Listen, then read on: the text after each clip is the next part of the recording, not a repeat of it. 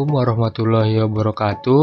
Kami dari kelompok 2 mata kuliah dasar biomedik 3 Fakultas Kesehatan Masyarakat Ilmu Kesehatan Masyarakat Universitas Islam Negeri Sumatera Utara. Di sini kami akan membahas tentang respon imun dasar. Sebelumnya mari kita perkenalkan anggota-anggota kelompok. Yang pertama ada Arafat Almen Azri, yaitu saya sendiri. Berikutnya ada Azijah Nur Ismail Berutu, ada Elisa Putriadi, ada Minati Eka Wardani, dan yang terakhir yaitu Tia Novita. Yang pertama ada sistem imun spesifik. Respon imun adalah suatu respon dari semua komponen sistem imun secara bersama dan terkoordinasi untuk mengeliminasi antigen yang masuk ke dalam tubuh. Respon imun diawali dengan adanya pengenalan molekul antigen oleh komponen sistem imun melalui reseptor yang menstimulasi sistem saraf di dalam otak guna membangkitkan dan melakukan rekreasi yang tepat guna mengeliminasi antigen tersebut. Respon imun tubuh tergantung dari kemampuan komponen sistem imun dalam mengenali molekul antigen serta membangkitkan dan melakukan rekreasi yang tepat dalam mengeliminasi antigen. Respon imun dapat dibedakan menjadi dua. Yang pertama yaitu respon imun spesifik atau adaptive immunity, yaitu sistem kekebalan spesifik vertebrata memiliki 3 fungsi utama, yakni mengenal sesuatu yang asing bagi tubuh atau non-self. Yang kedua, merespon benda asing, dan yang ketiga, mengingat menginvasi asing. Selanjutnya ada respon imun non-spesifik atau innate immunity. Sistem imun non-spesifik atau sering disebut pertahanan tubuh bawaan atau innate immunity ialah sistem pertahanan tubuh terdepan dalam menghadapi serangan berbagai mikroorganisme karena dapat memberikan respon tanpa membedakan antara mikroba patogen satu dengan yang lainnya atau mikroorganisme tertentu. Berikutnya kita memasuki sistem pertahanan tubuh adaptif atau spesifik, yaitu respon pengenalan sangat spesifik, mampu membedakan satu patogen dengan yang lainnya. Selanjutnya juga dapat mengidentifikasi sel kanker dan mengenal protein serta sel tubuh sendiri, juga perbedaan protein non-self, sel, jaringan, dan organ. Setelah pengenalan terhadap penginvasi, sistem imun spesifik merespons dengan merekrut sel dan molekul untuk menyerang penginvasi atau disebut respons efektor. Respon efektor juga mengeliminasi benda asing yang kurang berbahaya terhadap host untuk mencegah infeksi. Di sini terdapat 4 ciri yang membedakan kekebalan spesifik dengan kekebalan non-spesifik, yaitu yang pertama ada spesifitas, yang kedua ada memori, yang ketiga ada diversitas, dan yang terakhir ada diskriminasi antara sel dan non-self. Nah, jadi kekebalan imunitas spesifik itu ada 2 cabang, yaitu imunitas humoral dan imunitas seluler. Yang pertama yaitu kekebalan humoral merujuk penamaan cairan atau humor tubuh yang didasarkan pada kerja protein terlarut atau antibodi yang terdapat pada cairan tubuh dan membran plasma limfosit B. Sirkulasi antibodi mengikat bakteri, racun, dan virus ekstraseluler, menetralisir, dan menandai untuk menghancurkannya. Yang kedua yaitu kekebalan seluler, didasarkan pada kerja khusus limfosit yang secara langsung menyerang sel terinfeksi virus atau parasit, sel atau organ transplantasi, dan sel kanker. Sel T dapat menghancurkan sel tersebut atau melepaskan bahan kimia atau sitokinin yang meningkatkan kekebalan spesifik dan pertahanan non-spesifik seperti fagositosis dan inflamasi. Sistem pertahanan spesifik melibatkan beberapa sel plasma darah dan sistem limfatik yang disebut limfosit, yaitu satu jenis leukosit atau sel darah putih yang secara genetik dipicu untuk merespon antigen khusus. Selama anak-anak, sel T limfosit yang belum matang yang diproduksi di sumsum tulang bermigrasi ke kelenjar timus. Di sini sel limfosit mengambil spesialis belajar merespon hanya untuk satu partikel antigen. Mereka kemudian meningkatkan kemampuannya dalam darah, jaringan atau nodus limfe menunggu kontak dengan antigen khusus. Ketika mereka menemui antigen, mereka akan bereaksi pada keadaan ini yang didesain untuk merusak antigen itu. Sel B berinteraksi dengan antigen dan berdiferensiasi menjadi sel plasma yang mensekresi antibodi. Antibodi mengikat antigen dan menandainya untuk menghancurkan dengan mekanisme lain. Pada respons sel mediated, subpopulasi sel T diaktifkan oleh antigen bersama MHC. Merespons, sel T helper diaktifasi dengan memproduksi sitokin yang memfasilitasi respons humoral dan sel mediated. Sel T sitotoksik merespons antigen dan dengan mengembangkan ke limfosit T sitotoksik yang membunuh sel terinfeksi virus dan sel lain yang telah berubah. Sel T dan B berdiferensiasi menjadi sel memori yang terlibat dalam respon berkelanjutan. Ada dua jenis T limfosit. Yang pertama yaitu B cell. Sel limfosit B diaktifkan dengan kontak dengan antigen yang mana mereka mempunyai kekhususan. Biasanya, satu sel B diaktifkan dengan cara ini dan akan mendapatkan pembelahan sel sampai ribuan, semua aktif melawan satu antigen spesifik yang sama. Yang kedua yaitu T cell. Ada dua turunan utama sel T yang dikembangkan dalam kelenjar timus, sel T helper dan sel T sitotoksik. Sel T helper ada dua bentuk utama yaitu TH1 yang menghasilkan sitokin yang penting untuk membunuh organisme intraseluler dan untuk menggerakkan T cell, dan TH2 yang juga menghasilkan sitokin yang penting untuk multiplikasi sel B. Aktivasi pada sel limfosit B mengakibatkan sel B dikonversi menjadi sel-sel plasma yang selanjutnya memulai melepaskan protein yang disebut antibodi. Antibodi ini membawa spesifikasi yang sama seperti sel B induk dan diaktifkan sel plasma. Jenis reaksi imun ini disebut humoral immunity.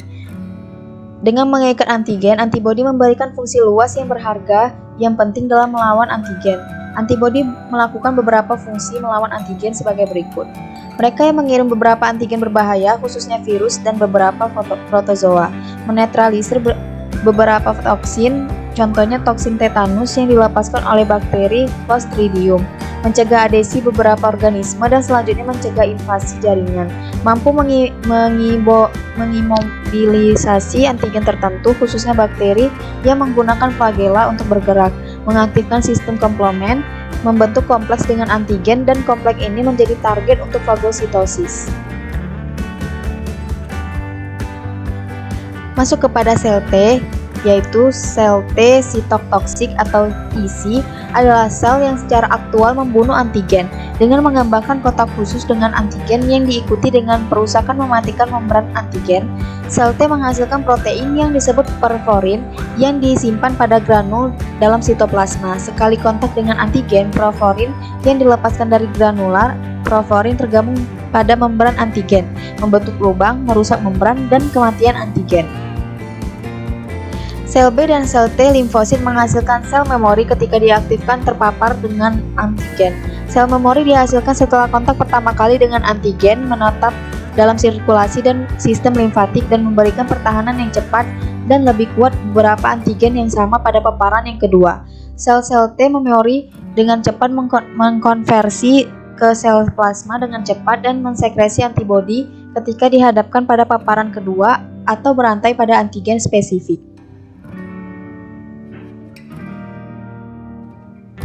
Yang kedua itu ada sistem imun non-spesifik. Sistem imun non-spesifik atau sering disebut pertahanan tubuh bawaan ialah sistem pertahanan tubuh terdepan dalam menghadapi serangan berbagai mikroorganisme karena dapat memberikan respon tanpa membedakan antara mikroba patogen satu dengan yang lainnya atau mikroorganisme tertentu.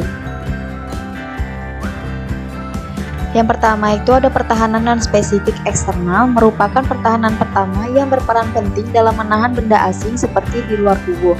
Pertahanan non-spesifik eksternal ini terdiri dari komponen-komponen, yakni pertahanan fisik atau mekanik, pertahanan biokimiawi, dan pertahanan humoral.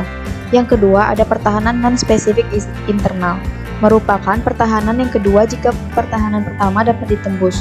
Di antaranya terdapat sel darah putih atau fagositik, makrofag, reaksi inflamasi, serta sel NK, yaitu natural killer. Selanjutnya, fagosit. Sel utama yang berperan dalam pertahanan non-spesifik adalah sel mononuklear atau monosit dan makrofag, serta sel polimorfonuklear atau granulosit. Sel-sel ini berperan sebagai sel yang menangkap antigen, mengolah dan selanjutnya mempresentasikannya kepada sel T. yang dikenal sebagai sel penyaji atau APC. Kedua sel tersebut berasal dari sel asal hemopoietik. Contoh dari agranulosit adalah makrofag atau paru-paru dan darah, sel dendritik atau saluran cerna, histiosit atau tulang dan jaringan ikat, sel Kupfer atau hati, sel glia atau jaringan otak, sel mesenjel atau ginjal, dan monosit atau darah. Nah, selanjutnya makrofag. Makrofag merupakan sel fagositik yang berperan utama dalam pertahanan melawan infeksi. Sel ini ditemukan di setiap organ tubuh, di mana yang menetap di jaringan dikenal sebagai makrofag yang matur, sedangkan yang berada di sistem retikuloendotelial dan menuju membran basal pembuluh darah kecil, kemudian tersebar di berbagai organ dalam tubuh mempunyai nama masing-masing. Kemudian ada reaksi inflamasi. Inflamasi dapat dikatakan sebagai suatu reaksi tubuh sebagai manifestasi pertahanan kedua dari innate immunity. Respon terhadap inflamasi adalah disekresikannya berbagai rangsangan kimia seperti histamin dari mast cell, enzim lisosom dari kerusakan sel darah putih, serta prostaglandin dari kerusakan membran sel. Nah, yang terakhir nih, ada sel NK atau natural killer. Sel natural killer merupakan sel limfosit yang berfungsi dalam imunitas non-spesifik terhadap virus dan sel tumor. Sel mast berperan dalam reaksi alergi dan imunitas terhadap parasit dalam usus serta invasi bakteri. Jumlah sel NK sekitar 5-15% dari limfosit dalam sirkulasi dan 45% dari limfosit dalam jaringan. Secara morfologis, sel NK merupakan limfosit dengan granul besar. Ciri-cirinya yaitu memiliki banyak sekali sitoplasma atau limfosit T dan B hanya sedikit, granulositoplasma azurofilik, pseudopodia, dan nukleus eksentris.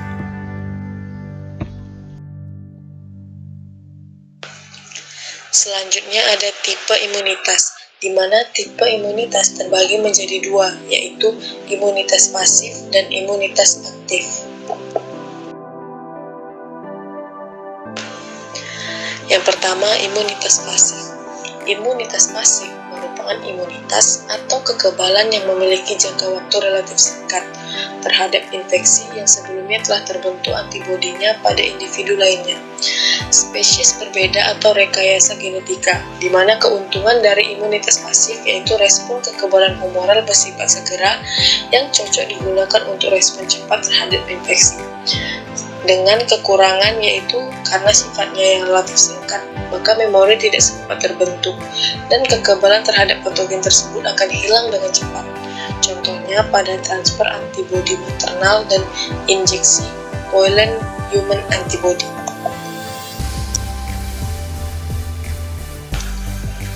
Yang kedua ada imunitas aktif. Imunitas aktif merupakan vaksinasi, di mana kekebalan tubuh ini bersifat tahan lama. Pada saat patogen yang sudah dilemahkan dimasukkan ke dalam tubuh, sel memori akan merekam secara rinci patogen yang masuk tersebut, dan hal ini akan memberikan proteksi jangka panjang jikalau patogen yang sama kembali datang dan menginfeksi.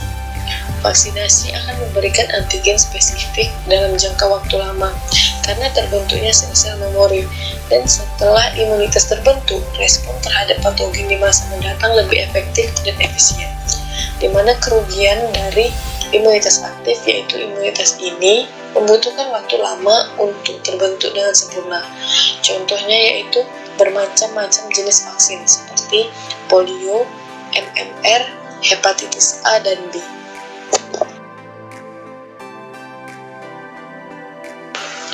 Yang terakhir, tubuh manusia merupakan tempat tinggal yang sangat baik dari banyak mikroba seperti bakteri, jamur, protozoa, dan virus.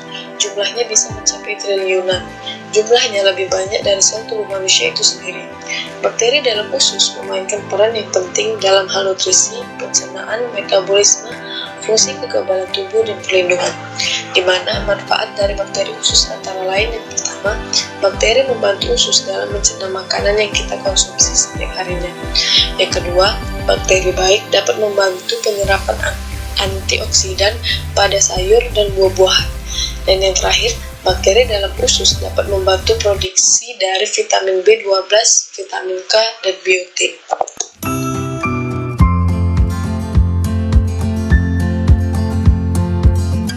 Selanjutnya masuk pada sesi tanya dan jawab.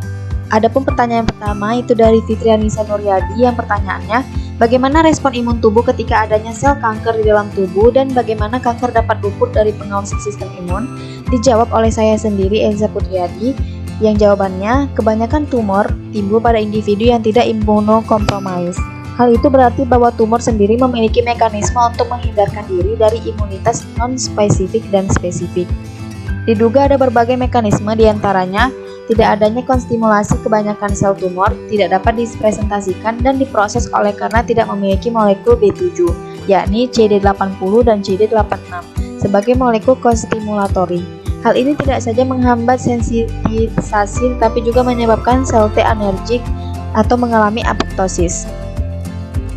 Yang kedua yaitu hilang atau berkurangnya ekspresi antigen histokompatibilitas atau MHC. Sel tumor juga tidak mengekspresikan molekul untuk mengaktifkan sel T, terutama MHCII atau molekul adesi ICAM-I atau LFA3. Banyak tumor mengekspresikan sedikit MHCI yang menimbulkan resistensi terhadap sel TC. Tumor lain mengekspresikan FACL yang menginduksi apoptosis limfosit yang menginfiltrasi jaringan dengan tumor. Imunosupresi tumor sendiri dapat melepas berbagai faktor imunosupresif seperti TGF3 yang merupakan sitokin imunosupresif protein, mengembangkan varian antigen negatif, dan nitraktin memproduksi musin yang menyamarkan antigen.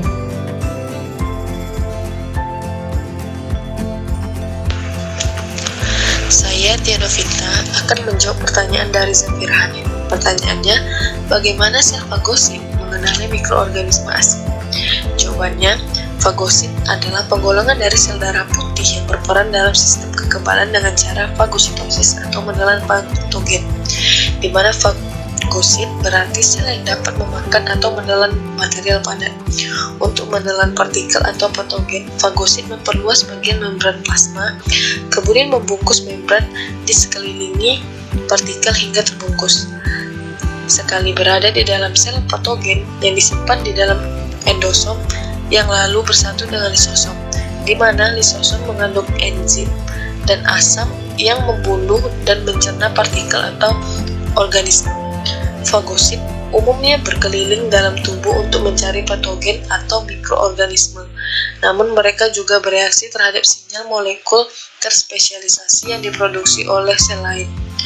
Peran fagosit sangat vital untuk melawan infeksi, di mana partikel asing yang mungkin masuk ke dalam tubuh, bakteri dan sel yang mati atau apoptosis. Ketika sel tersebut mati, sel patogen berperan dengan memindahkan mereka dari lokasi kejadian dengan membantu memindahkan sel mati dan mendorong terbentuknya sel baru yang sehat.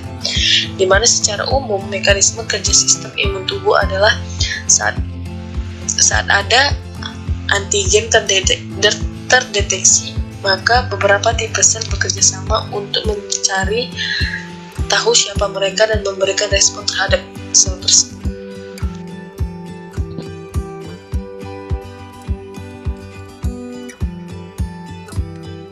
Pertanyaan yang ketiga itu ada dari Nabila Husna yang pertanyaannya, berapa lama antibodi butuh waktu untuk siap melawan virus lagi?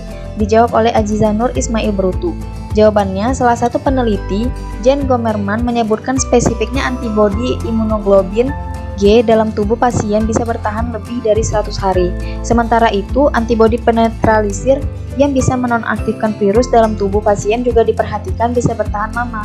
Jadi, menurut saya, masa pulih antibodi untuk kembali kuat melawan suatu penyakit ditentukan oleh kerja sistem antibodinya di dalam tubuh dan juga ditentukan oleh hal-hal apa saja yang dapat membantu memulihkan antibodi dalam tubuh seperti yang pertama, menghindari stres dan bersikap rileks atau santai, kedua, mengonsumsi makanan berserat dan mengandung protein, mengonsumsi makanan kaya akan mineral dan mineral, olahraga teratur, tidur cukup, menjaga kebersihan makanan, menjaga asupan nutrisi dengan baik, konsumsi makanan yang banyak mengandung air dan makanan hangat, memperbanyak teman atau bersosialisasi, dan berjemur. Pertanyaan yang keempat itu ada dari Raihan Laili yang pertanyaannya, apa alasan spesifitas, memori, diversitas, dan diskriminasi antara sel dan non-sel menjadi faktor pembeda antara yang spesifik dan non-spesifik? Dijawab oleh Minati Eka Wardani yang jawabannya, alasan mengapa spesifitas, memori, diversitas, dan diskriminasi antara sel dan non-sel menjadi faktor pembeda antara yang spesifik dan non-spesifik. Alasannya karena pada spesifitas, imunitas yang diarahkan langsung melawan patogen atau bahan asing tertentu, dan imunitas terhadap patogen atau bahan biasanya tidak mengkonter kekebalan lain. Pada memori, karena ketika memori terpajan kembali oleh patogen atau bahan yang sama, tubuh langsung bereaksi. Kemudian pada diversitas, karena sistem ini mampu menggerakkan sejumlah molekul yang berbeda seperti antibodi yang mengenal miliaran antigen yang berbeda, dan diskriminasi antara sel dan non-sel, karena pada sistem imun spesifik selalu merespon hanya terhadap antigen non-sel dan tidak menghancurkan organisme yang bertahan. Di sini saya akan menjawab pertanyaan dari Suhaila Zana Lubis, yaitu bagaimana atau apa saja langkah dalam pembentukan suatu respon antibodi. Jawabannya, pertama sel limfosit B mengidentifikasi antigen, kemudian sel limfosit B bereplikasi dengan cepat menghasilkan sejumlah besar sel yang disebut sel plasma B. Lalu sel B plasma akan menghasilkan antibodi yang bersifat spesifik terhadap satu jenis antigen dan melepaskannya ke dalam sistem sirkulasi tubuh. Dan yang terakhir, selain menghasilkan sel B plasma, sel limfosit B menghasilkan sel B memori dan sel B pembelah. Sel B memori dapat hidup untuk jangka waktu yang lama. Apabila terjadi infeksi untuk kedua kalinya, sel B memori akan bereaksi lebih cepat dan lebih giat dibandingkan sel B lainnya. Sedangkan sel B pembelah berfungsi menghasilkan banyak lagi sel-sel limfosit. Apabila infeksi telah berakhir, sel limfosit B mati dan respon imun yang dihasilkan disebut sebagai respon imun premier. Dan apabila terjadi infeksi yang kedua oleh patogen yang sama, maka sel B akan membelah dengan cepat dan melindungi tubuh dari serangan penyakit. Respon ini disebut respon imun sekunder. Perlu diingat bahwa sel-sel limfosit telah matang sebelum bertemu dengan antigen.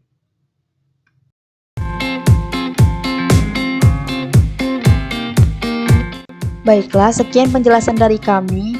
Apabila ada kesalahan, saya dan kelompok saya mengucapkan maaf. Billahi taufiq wal hidayah. Wassalamualaikum warahmatullahi wabarakatuh.